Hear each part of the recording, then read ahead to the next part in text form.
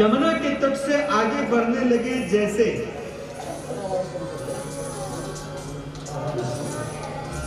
जैसे कि हम लोग यहाँ आए हैं प्रभु की कथा सुनने के लिए। प्रभु की कथा जब तक चलेगी बड़े भाव प्रेम से मन से प्रभु की कथा हम सुनेंगे, और उसके बाद प्रभु की कथा सुनने के पश्चात आनंदित होते हुए फिर आगे हम बढ़ेंगे। बोले कहां? अपने फिर पुनः कर्तव्य की तरफ, परम कर्तव्य को करते हुए कर्तव्य की तरफ बढ़ेंगे।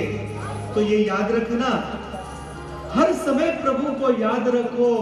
तो बोले ये जो पेट है इसका कौन देखेगा? तो अभी कथा सुनाया था ना मैंने मानव जी का, तो इसका कौन देखेगा? तो करते कर्म करो विधिनाना, मन राखो जा कृपा निधाना। हाथ से आप अनेकों प्रकार से संसारिक कर्म करते रहो, अपने कर्म करो, लेकिन मन चित्त को प्रभु के चरणों में स्थिर कर दो।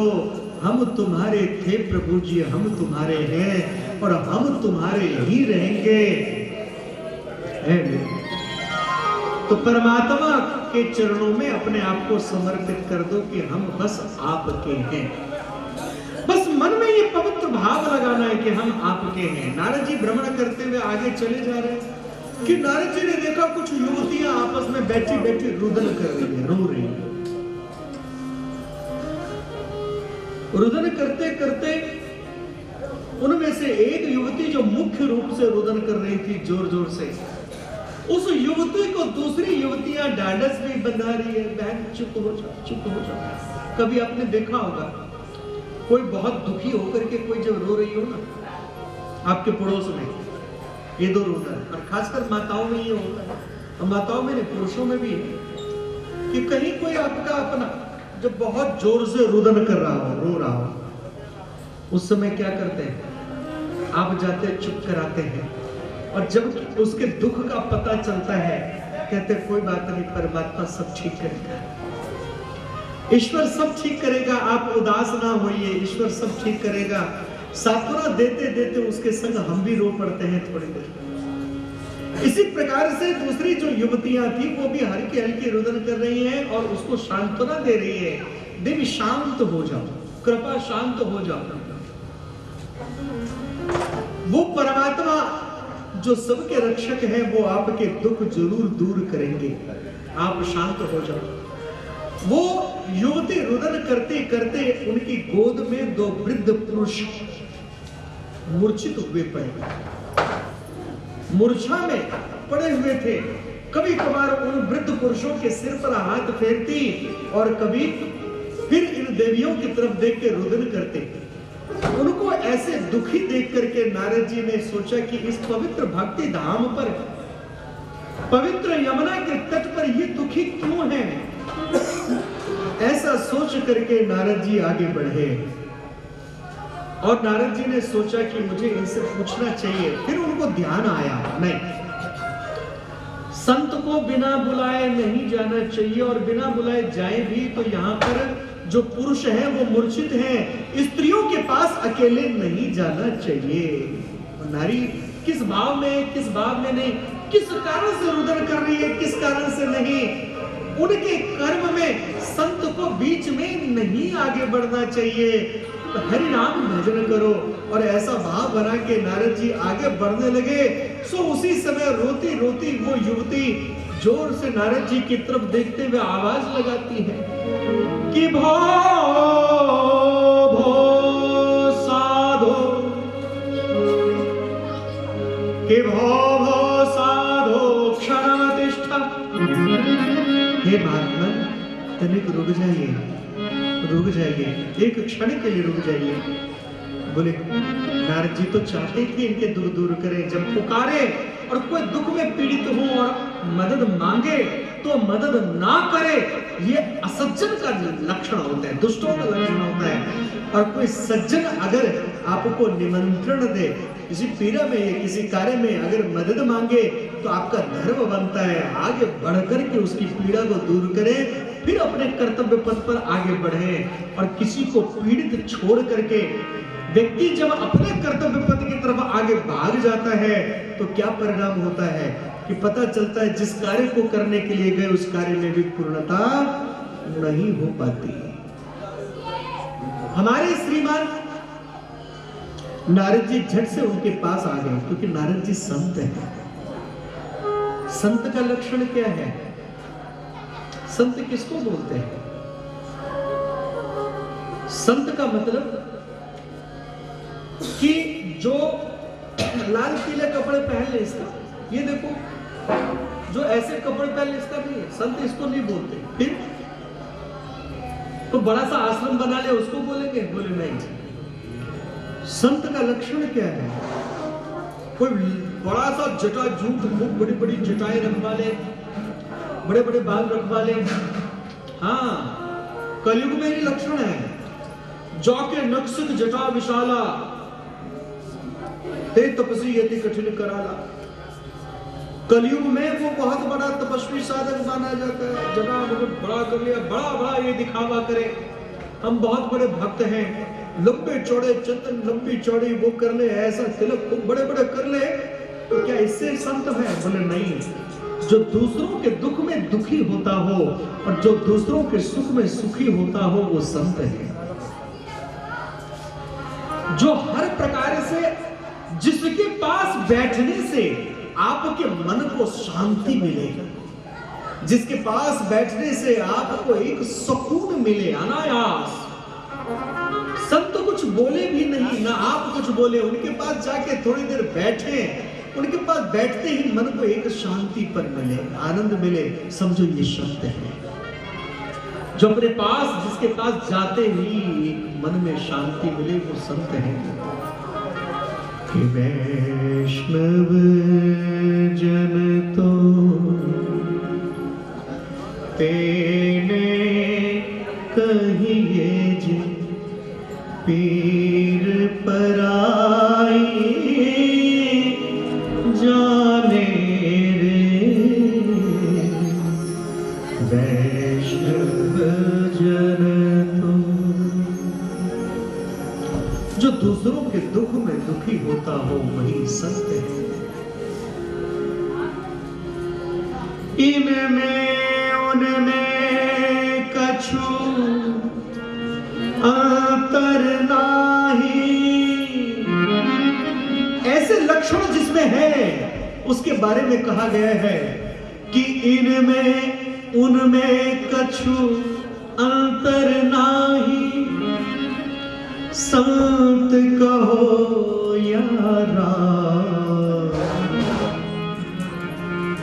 जिन्होंने मन मार लिया। मन मारा तन बस किया है। मन मारा तन बस किया है। कियो परम उपकार बाहर ते कछु दिखत नाही। जो संत होता है वो बाहर से नहीं दिखता है, बाहर से पता नहीं चलेगा कि वो संत है, क्योंकि संत शांत रहता है जी।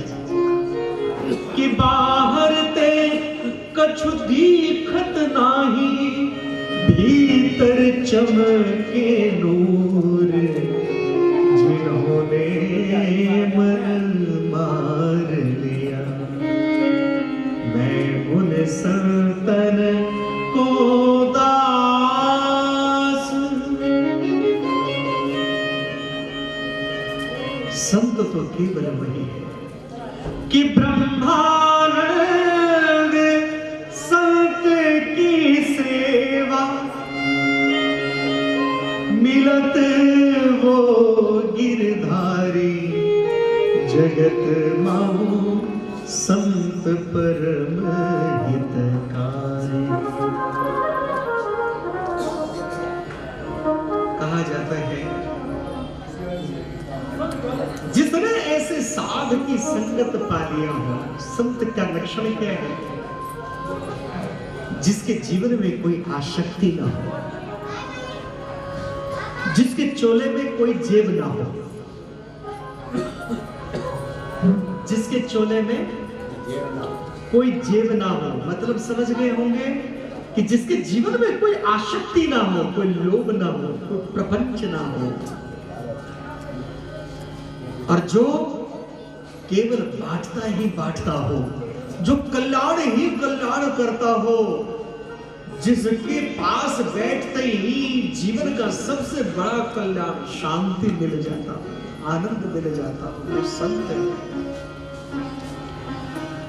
वह संत है कि मिले कोई ऐसो संत फकीर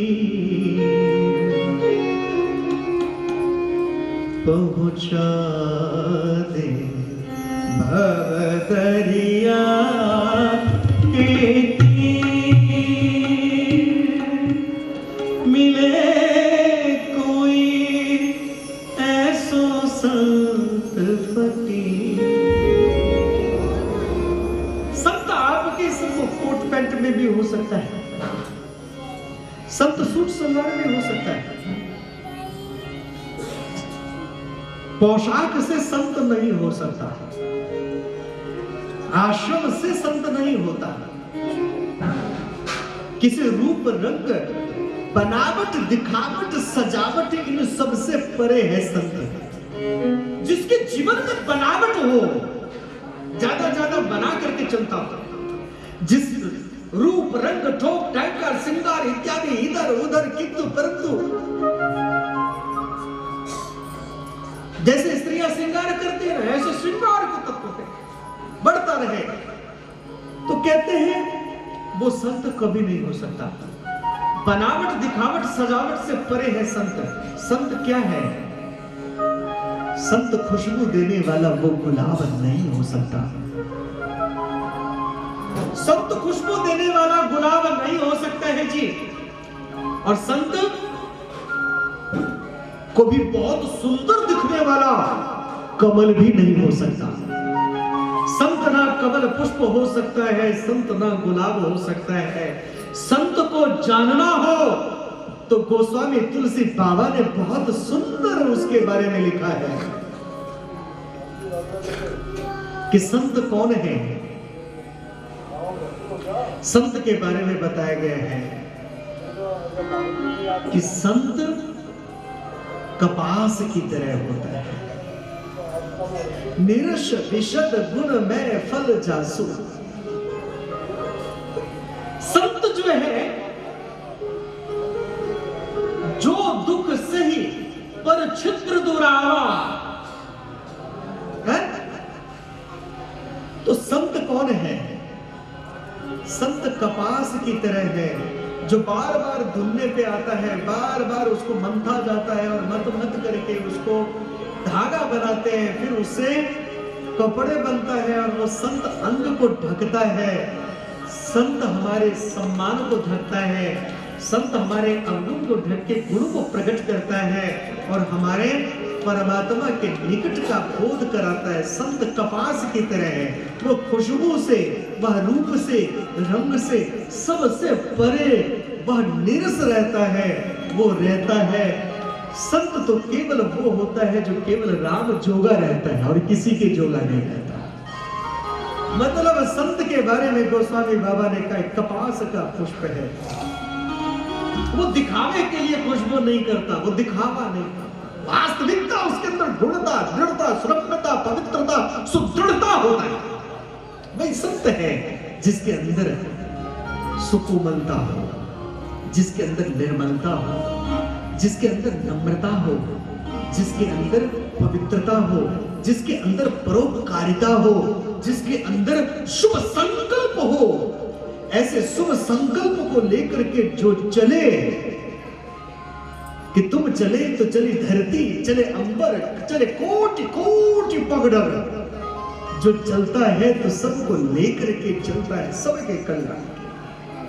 तुम ना ही चले चले कोई नहीं, वह संत है। इसलिए संत का जीवन तो बिल्कुल अलग है। संत इतना सरल नहीं है बनना। कपड़े हमारे जैसे पहन के संत नहीं बन सकते। वो कहते जेब, बोले संत कैसे? तो जिसके अंदर हनुमान जी जैसे गुण हो। हनुमान जी के चोले में कोई जेब नहीं होता जी। हाँ, ये जेब का मतलब क्या? लोभ। जेब का मतलब ये नहीं होता ये वाला जेब, ये भी कह सकते हो। हमारे साथ तो एक जेब इधर, दो जेब, तीन इधर, और क्या बोलते हैं, ये देखो पूरा बैग लेके चलता हूँ साथ में, इसमें खूब सारे जेब है। तो ये याद रखना जीवन में। संत वो होता है जिसके अंदर, जिसके चोले में कोई जेब नहीं, वो हर उससे परे रहे, आसक्ति से परे रहे, वह संत है। इसलिए जीवन में कभी आसक्ति मत करना। अपने जीवन में अपने आप को आसक्ति से परे रखना। नारद जी को जब देखा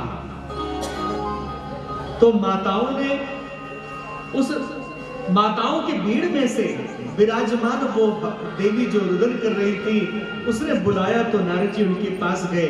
देवी क्या बात है, आप क्यों उदास हैं? आप अपनी उदासी का कारण मुझे बताओ।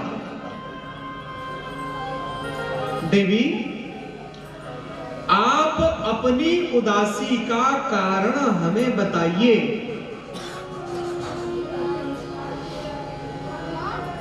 तो वह देवी कहने लगी, सुनो, मेरा नाम भक्ति है।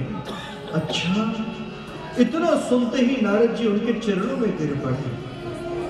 आप ही की कृपा से मुझे नारायण की प्राप्ति हुई है, केवल आपकी कृपा से।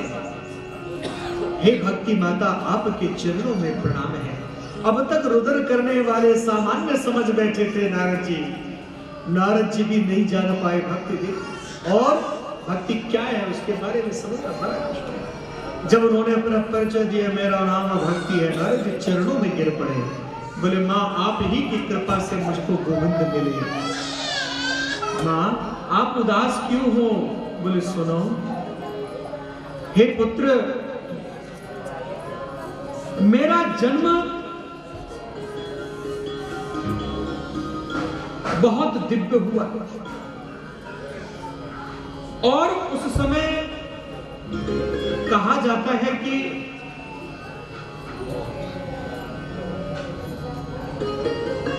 मैं द्रविड़ क्षेत्र में मैं उत्पन्न हुई। द्रविड़ क्षेत्र में उत्पन्न होकर कर्नाटक इत्यादि क्षेत्र में गई, वहां मैं युवा हुई कि वहां भक्ति का स्वरूप कुछ बढ़ा। आगे गुर्जर इत्यादि क्षेत्र में पहुंची, एकांत जगह पे, वहां छल कपट पाखंड इत्यादि के कारण मैं वृद्ध हो गई। ये दोनों मेरे पुत्र ज्ञान और वैराग्य हैं। भ्रमण करते करते परमात्मा के परम धाम वृंदावन में आई कि सोचा कि यहाँ आकर के जो है भगवान ने यहाँ पे दिव्य लीलाओं को किया है, भगवान का लीला धाम है। तो इस पवित्र लीला धाम में, पावन लीला धाम में उपस्थित रहने पर क्या होगा कि हो सकता है कि मैं पुनः युवा हो जाऊं। वृद्ध थी भक्ति देवी, और वही हुआ। भक्ति देवी कहने लगी कि हे नारद जी, ऐसा ही हुआ। मैं तो युवा हो गई, वृंदावन धाम में आकर के यहाँ भक्ति बहुत थी, मैं युवा हो गई। लेकिन मेरे दोनों जो पुत्र हैं, ये दोनों अभी तक वृद्ध हैं, मूर्छित हुए पड़े हैं। पुत्र मूर्छित हो, पुत्र वृद्ध हो और मां युवा हो, ये तो शास्त्र का विज्ञान नहीं है। घटते जरठा माता तनयो तनया वेदक, कि माता वृद्धा की तरफ जाए और बच्चे युवा की तरफ बढ़े, वो अच्छा लगता है। ये तो बिल्कुल अजीब हो रहा है। बोले, मां मैं प्रयत्न करता हूं आपके पुत्र को स्वस्थ करने का, इसलिए ये याद रखना भक्ति आप बहुत करते हो, और भक्ति क्यों करना चाहिए, किस लिए करना चाहिए, किसके लिए करना चाहिए, यदि इसका ज्ञान ना हो, भक्ति बहुत करते हो, भजन बहुत करते हो, लेकिन इसका यदि ज्ञान ना हो तो भक्ति बंध्या भक्ति होती है, वृद्धा भक्ति होती है, उसका फल पूर्ण नहीं मिल सकता, चाहे कितने भी खड़ताल बजा लो। लेकिन खड़ताल बजाना भी जरूरी है, भक्ति जरूरी है, लेकिन ज्ञान के साथ।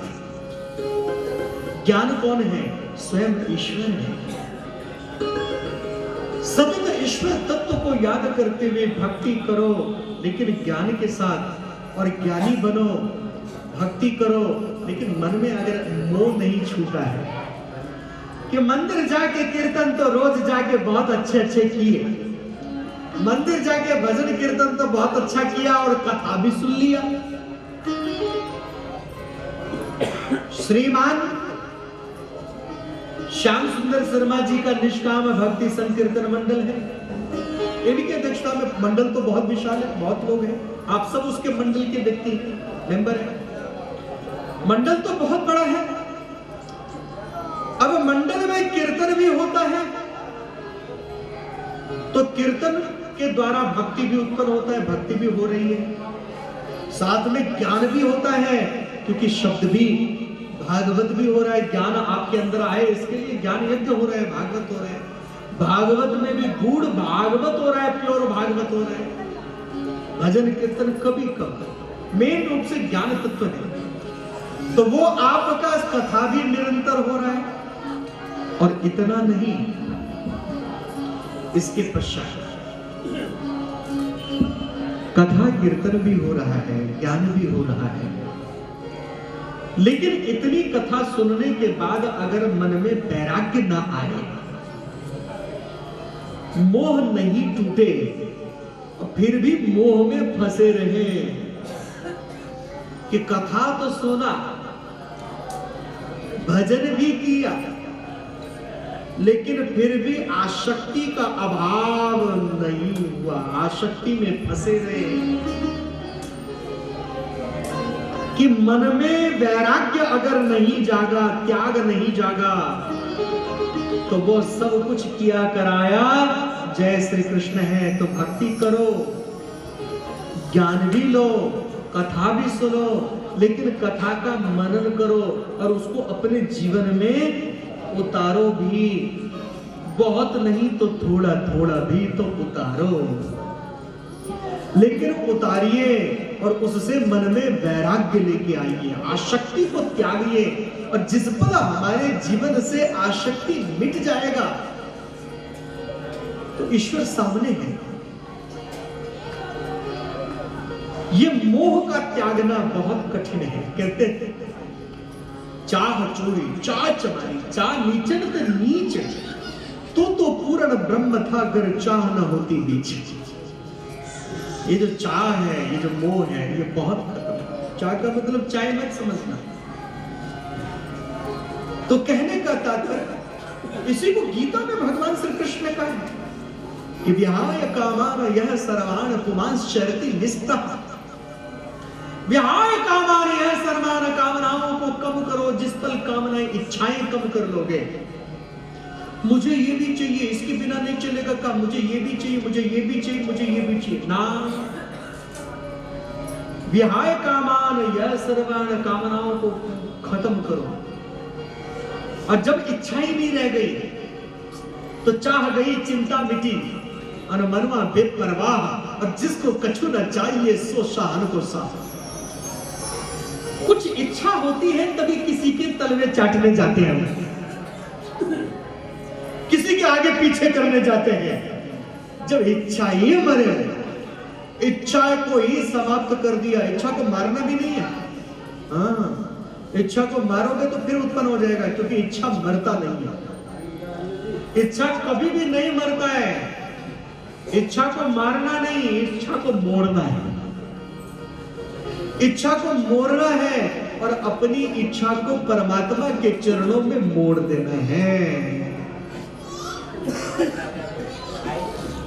कि जहां नाथ रख दोगे वहीं मैं रहूंगा, जहां ले चलोगे मैं चलूंगा, जहां ले चलोगे मैं चलूंगा। नाथ सकल संपदा तुम्हारी, क्या शब्द है? नाथ सकल संपदा तुम्हारी, जो कुछ भी है तुम्हारा ही तो है। मैं सेवक समेत सुतनारी, मैं अपने बच्चों समेत केवल आपके चरणों का सेवक हूं।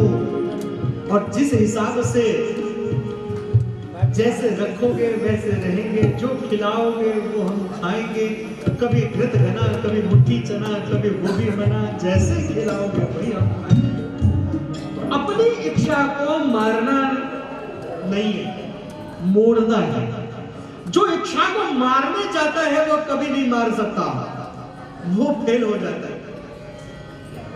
इच्छाओं को मारना नहीं, होपलेस प्राणी और भी बेकार है। इसलिए अपनी इच्छाओं को परमात्मा के चरणों में सौंप दे। अब सौंप दिया, इस जीवन का स्वभार तुम्हारे हाथों में है, जीत तुम्हारे हाथों में और हार तुम्हारे हाथों में। परमात्मा के चरणों में अपनी तमाम इच्छाओं को सौंप दे, सब प्रकार से आनंद ही आनंद आपके जीवन में मिलेगा। श्रीमान भक्ति देवी के शब्द को सुनकर के नारद जी व्याकुल हुए और उनके दोनों पुत्र को जगाने का प्रयत्न करने लगे। नाना प्रकार से वेद शास्त्र का पाठ करते, नाना प्रकार के पुराणों को पढ़ते और पुराणों को पढ़ पढ़ करके बार बार जोर जोर से फिर उच्चारण करते कि ज्ञानं प्रबुध्यतां शीघ्र रे वैराग्य प्रबुध्यतां। हे ज्ञान उठो, उठो। हे वैराग्य आप उठो। हे ज्ञान आप जागो, आप हे वैराग्य आप जागो। बार बार पाठ करते, लेकिन हल्का से वो उठे और फिर मूर्छित हो गए। अब सोचने लगे मैं क्या करूं, अब कैसे इनको स्वस्थ करूं। नारद जी भी निष्फल हो रहे ज्ञान वैराग्य को जीवित करने में, क्या किया जाए। फिर भी नारद जी ने सोचा कि मैं अधीर हो गया तो भक्ति देवी और व्याकुल हो जाएंगी, तो भक्ति देवी को धैर्य धारण कराया कि वृथा खेद से बाय अहो चिंता तुरा कथम। मां आप चिंता ना करो, श्री कृष्ण चरणां भोजम स्मर दुखम गमेशति। माइक कम क्यों हो जाता है आपका? कम हो जाता है, वो क्यों हो जाता है? कर देते, जोर से बोलना पड़ रहा ना, एक ही दिन में गला खराब हो जाएगा, कल थोड़ा ठीक कर दीजिएगा जी। तो कहने का तात्पर्य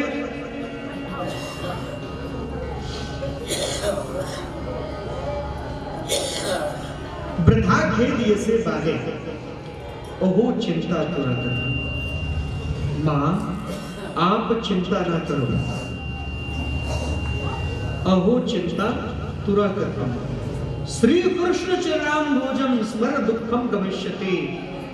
केवल आप उस परमात्मा के चरणों का भजन करो जिनकी आप भक्ति देवी हैं, जिनकी आप सेविका हैं। आप उसी ब्रह्म की चरणों में भजन करो। श्री कृष्ण चरणाम भोजन, परमात्मा के चरणों को पकड़ लो। नारद जी ने बहुत सुंदर उपाय बताया भक्ति देवी को। बोले क्या? जो तू सुख चाहे से मना तो शरण राम की दे। बस एक काम कर लो। बोले क्या? श्री कृष्ण चरणाम भोजन स्मर दुखम गमिष्यति। उनके चरणों को पकड़ो और उनको याद करो, वो अपने आप दुख दूर करेगा। अवश्य आपके दुख दूर होगा और मैं भी प्रयत्न करने जा रहा हूं, लेकिन आप तब तक चिंता के बदले चिंतन करना शुरू कर दो, रुदन के बदले भजन करना शुरू कर दो, रुदन के बदले भजन करना शुरू कर दो। और भक्ति देवी ने ऐसे ही किया। और जो भी प्राणी इस नारद जी के शब्द को अपने जीवन में उतार लेता है, उसके समस्त काम वास्तव में तो मेरा राम जी करते हैं ना, है? मेरा आपकी कृपा से सब काम हो रहा है, करते हो तुम कन्हैया, मेरा नाम हो रहा है। अभी देखो ना, कहा बंबई में व्यापारी थे, दिल्ली भी रहे, यमुना नगर जगाधरी में रह करके वहां भक्ति सीखा, बहुत अच्छे संत हुए हैं यमुना नगर में। उन मुकुंद जी महाराज, मुकुंद हरि परमात्मा के बहुत बड़े और बहुत सुंदर लिखते भी थे और गाते भी थे। मुकुंद हरि जी के भजन को सुन करके, उनकी भक्ति भाव करके विनोद अग्रवाल जी ने जब एक दिन सुना मुकुंद हरि को, तुरंत सब व्यापार छोड़ के उनकी भजन कीर्तन भक्ति सुनने लगे। और वहां पर छोटी सी 5-6 फुट की गली, उस गली में श्री राधा माधव या राधा गोविंद सत्संग भवन है। वहां खूब अच्छी तरह सत्संग कीर्तन इत्यादि निरंतर चलता रहता था। तो वहां ये बड़े भाव प्रेम से सत्संग सुनते रहते थे, जाते रहते थे। मुकुंद हरि के भजन वहां पे खूब गाया जाता था, वहीं पे बलदेव कृष्ण भी, और वहीं से भजन कीर्तन सुनते सुनते राधा गोविंद ट्रस्ट है वहां पे। तो वहां पर यमुना नगर जगाधरी में, तो वहां यमुना नगर में ये भजन सुनते सुनते सुनते सुनते कहां व्यापार करते थे, जिसको असली में क्या नाम है? नहीं, व्यापार को क्या बोलते हैं? प्रपंच। हाँ, अभी बताया था मैं, सब भूल गए। व्यापार का असली नाम है प्रपंच। कहां प्रपंच में थे और कहां फिर भजन कीर्तन में आ गए। क्योंकि मुझे इसलिए बोध है, आज से 20 साल पहले उसी ट्रस्ट में हमने भी कथा किया। बलदेव कृष्ण भी एक दिन के लिए परीक्षित बने थे और उसी ट्रस्ट में वहां किया, यमुना नगर में गोविंदपुर यमुना नगर जगाधरी में। तो वहीं एक दिन के वो भी बने थे। तो वहां पर तो पता चला, तो वहां से विनोद अग्रवाल जी अपनी भक्ति करते करते इधर उधर फिर भजन करते करते जान लिया कि भजन में सार तत्व क्या है। बोले कृष्ण भक्ति परम श्रेय, केवल कृष्ण भक्ति ही परम सार तत्व है। तो बोले क्या करूं? तो बोले छोड़ो दिल्ली, छोड़ो बंबई। बोले क्या करूं? तो बना लो वृंदावन में, बसा लो वृंदावन में। और वृंदावन में बहुत ही सुंदर, वहां वृंदावन जाने का जैसे संकल्प किया, सो वैसे ही वहां पर कहा जाता है चैतन्य विहार कॉलोनी वालों ने वहां पे उनको बहुत ही सुंदर 500 गज का एक प्लॉट भी दे दिया उपहार में। और वहां पे बनवा लिया सुंदर ढंग से और सरल भवन बना के भजन करने लगे। और भजन करते करते कृष्ण के चरणों में अपना स्थान डाला और ऐसी भक्ति करने लगे कि अंत भी भगवान के चरणों में, न बंबई, न दिल्ली, न जमुना नगर, बोले कहा अंत वृंदावन धाम में हुआ और ठाकुर के चरणों में भक्ति करते करते गए, तो वो कह सकते हो ना कि मेरा आपकी कृपा से सब काम हो रहा है। जिसने ये भजन गाया उसी के ऊपर ये भजन बिल्कुल ठीक बैठ गया है ये नहीं? तो कहने का तात्पर्य ये याद रखना, हम भी प्रपंच से परे हट करके परमात्मा के चरणों में कामनाओं को कम करें, परमात्मा के चरणों में वास मिल जाए, ईश्वर के निकट वास मिल जाए, यही तो भक्ति है। परमात्मा के निकट वास मिलना ही भक्ति है, इससे बड़ा कोई भक्ति नहीं है। परमात्मा का बोध मिले, परमात्मा का निकट वास मिले, और परमात्मा का निकटता का बोध कब होगा? सुनो, मैं परमात्मा का हूं, परमात्मा के निकट हूं, इस बात का पता कब चलेगा? जब निरंतर हरि का स्मरण अपने आप आता रहेगा, और कि टूट जाए जग के रिश्ते, कि